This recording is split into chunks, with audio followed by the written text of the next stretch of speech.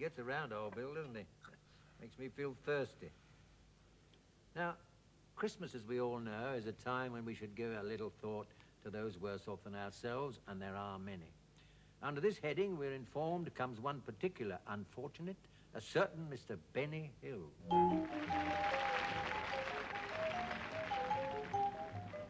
Willie Tredder, aged 18, occupation unemployed. Some say he is unemployable. He is at the moment on probation. Sometimes, like, I think I'd like to be like someone important, you know, like respected and that, like Albert Schweitzer or Screaming Lord Satch or something, you know, like that type of thing. But most of the time, I think I'd rather hang about. This is the street where Willie lives with his parents. Significantly, perhaps, Willie's room is in the basement.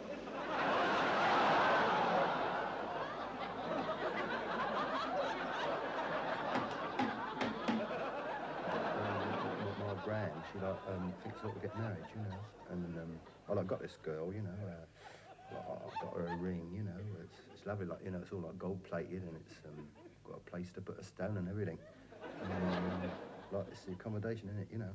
I mean, like, she couldn't like live here because there's no room, and we couldn't like go and live with her parents because they're living with theirs. And now like, I'm on the probation. How did it all start? Where did Willie go wrong?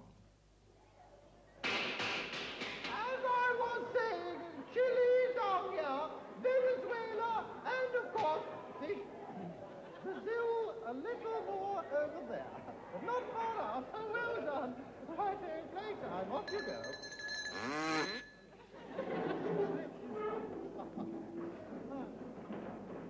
Yes, Willie Tredder, yes. Well, he wasn't the sort of child you really could grow fond of, you know. He knew far too many vulgar songs, for one thing, and some of them were quite disgraceful. Where he got hold of them, I'll never know. You mean he actually sang them in your presence? No, he whistled them. And another thing, he kept taking things that didn't belong to him. He was always doing this. And then one day, I realized why he did this. He was a thief. I thought he might have grown out of it, but I do believe the youth club leader had the same trouble. No, I disagree entirely. I think that society must take its own share of the blame. I think the whole moral structure of this country today is far too laxative. I'll give you a for instance. Along the side of the escalator at London's Piccadilly Circus Underground, there are no fewer than 17 different illustrated advertisements for ladies' corsets and lingerie. 17? 17, yes, I counted them. Pictures like that could turn a young man's head.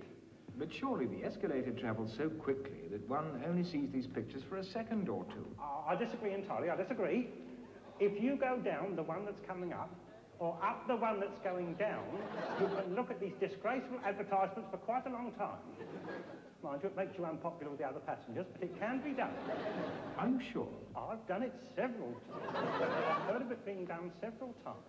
Honestly, I think parents today should keep a tighter rein on their children. I do really. But, like, since he's joined the probation, I mean, like, no one would come to his Christmas party nor nothing. I mean, it's, like, it's only the vicar and the doctor come here now.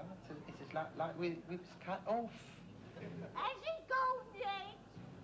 You do what, Gran? Has the vicar gone yet? Yes, he's gone, dear, and it wasn't the vicar. It's the doctor. Oh, I thought he was a bit familiar for the vicar.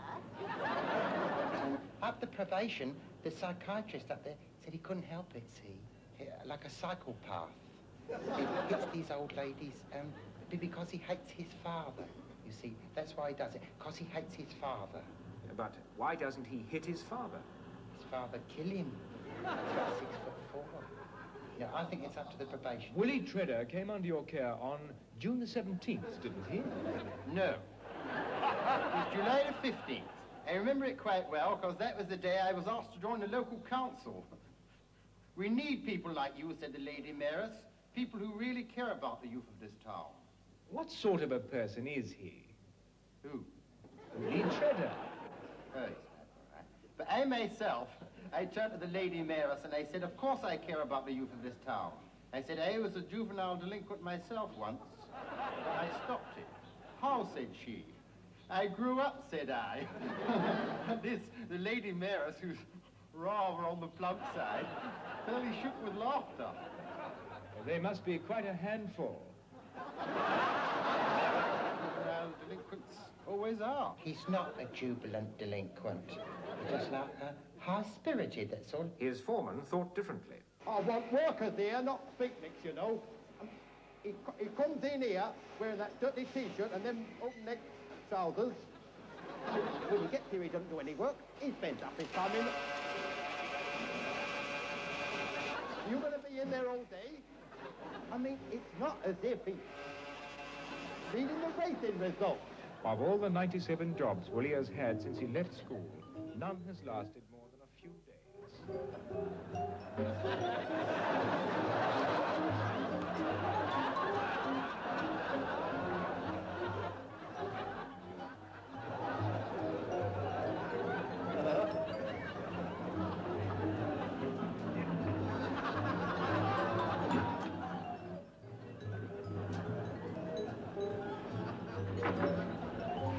All he thinks about is that television of it. He watches everything that's on.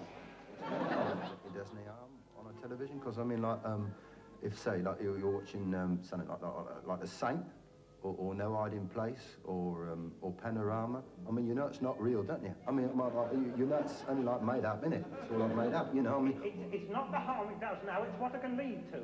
I mean, what happens when a boy gets his hands on Mary Anna? Who?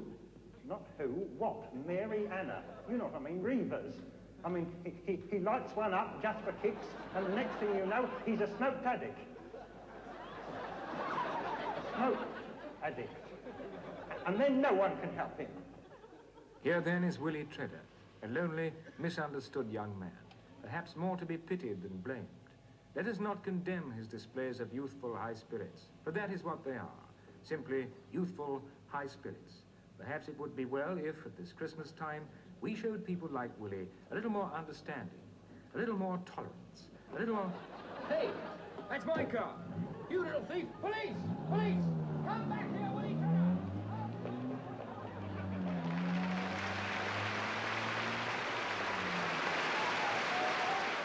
Poor Benny.